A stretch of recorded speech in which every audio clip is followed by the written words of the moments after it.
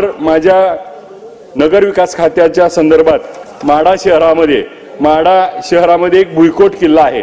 तो त्या ठिकाणी छत्रपती शिवरायांचे जावई रावरंबा निंबाळकर यांची समाधी देखील तिथं आहे।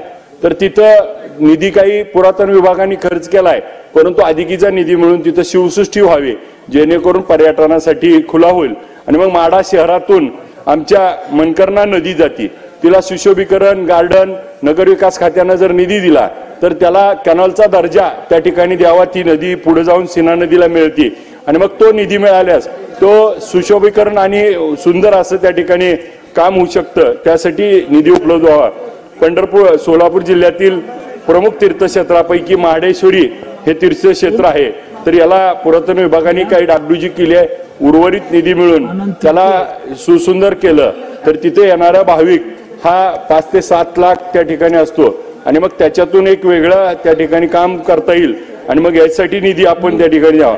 माढा शहरामध्ये एक रिंग रोड होणे अपेक्षित आहे आणि माढा शहरातल्या रस्त्याचं काम, त्याला पथदिवे, त्या ठिकाणी CCTV कॅमेरे आणि अशा पद्धतीनं त्या ठिकाणी निधीची तरतूद करून नगरपालिका एरियामध्ये त्या ठिकाणी काम करण्यासाठी आम्हाला निधी मिळावा।